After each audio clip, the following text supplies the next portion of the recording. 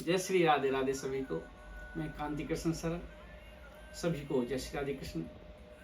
वृंदावन के वृक्ष को मरम न जाने को, डाल डाल और पात पात पे राधे राधे हो, श्री राधे राधे हो। कल हमने एक वीडियो देखा,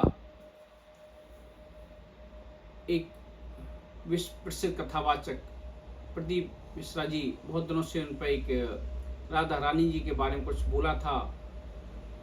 उसके बारे में बहुत चर्चाएं चल रही थी, बहुत टिप्पणियां आ रही थी।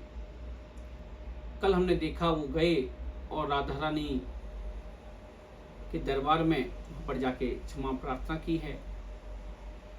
बहुत ही सम्मान के पात्र हैं। लेकिन मेरी बात ये समझ में नहीं आई कि उससे राधा रानी प्रसन्न हुई या उनके विपक्षी विरोधी प्रसन्न हुए। मैं भी एक ब्रजवासी हूं।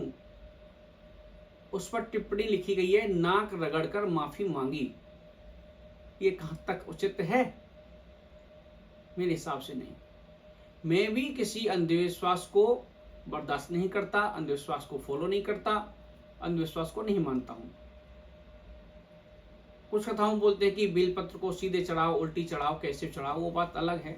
मैं भी बात नहीं मानता। लेकिन ब्रजवासी होने के नाते अगर हमारे दरवाजे पर, हमारे घर पर कोई क्षमा प्रार्थना के लिए आया है तो उसी समय क्षमा हो गया, उसी समय क्षमा हो गया। क्योंकि राधा रानी को या तो ब्रजवासी लोग भूल चुके हैं या कुछ लोग अनजान बने हुए हैं कि राधा रानी तो बड़ी करुणामयी है, बड़ी दयालु है। जैसे ही आप वहां प्रवेश करोगे सब पर क्षमा कर देती है। तो राधा रानी ने उनको क्षमा नहीं किया होगा। लेकिन कुछ लोग विरोध में बोल रहे हैं कि नाक रगड़कर प्रार्थना की, क्षमा मांगी। ठीक है, वो एक माँ बेटे का नाता है, माँ के सामने हम कैसे भी क्षमा दंडवत कर सकते हैं। लेकिन बाकी लोग इतने प्रसन्न क्यों? इसमें जीत किसकी हुई? आजकल भी देख रहा हूं कि कोई कृष्ण भगवान के बारे में अभद्र टिप्पणी कर रहा है, कोई किसी के बारे में कर रहा है। सब पे ही कानून लाओ ना, सब पे कानून लाओ। अरे राधा रानी के जो सबसे बड़े परम भक्त हैं भोले बाबा, उनकी कथा करता है वो। भोले बाबा ने कृपा, राधा कृपा कटाक्ष लिखा है, मैं ये पार्टी को सुनाया है। तो राधा रानी के तो परम भक्त हैं भोले बाबा, और भोले बाबा की कथा वो सुनाता है। कृष्ण भगवान क्या बोलते हैं? मैं भक्तन को दास और भक्त मेरी मुकुटमणि। तो मैं भक्तों का दास हूं।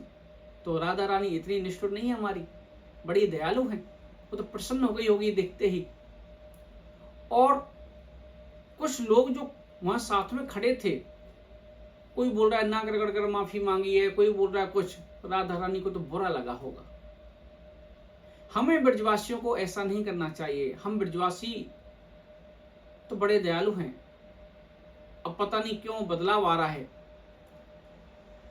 क्षमा करना बड़े ही दयालुपन का प्रतीक है।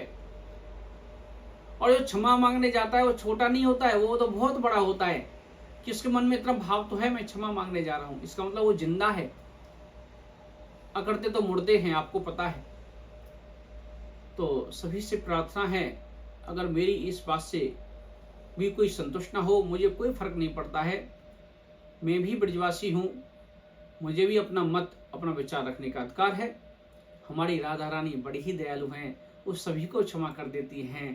तो बाकी लोग इस चीज को तमाशा ना बनाएं।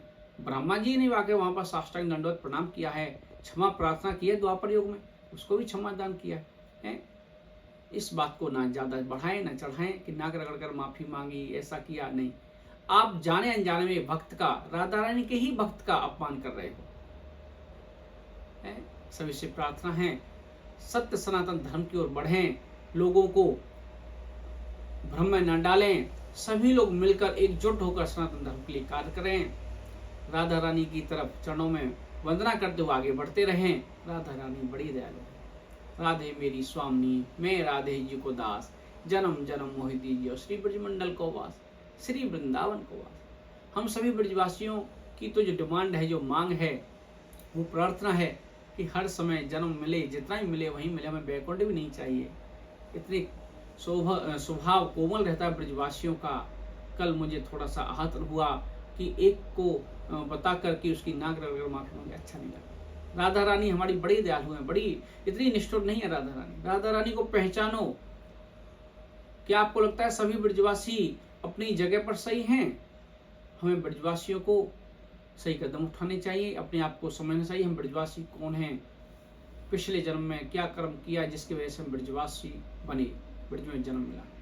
राधा रानी का मनन करते रहें, चिंतन करते रहें, ध्यान करते रहें। सभी को जय श्री राधे, जय श्री कृष्ण।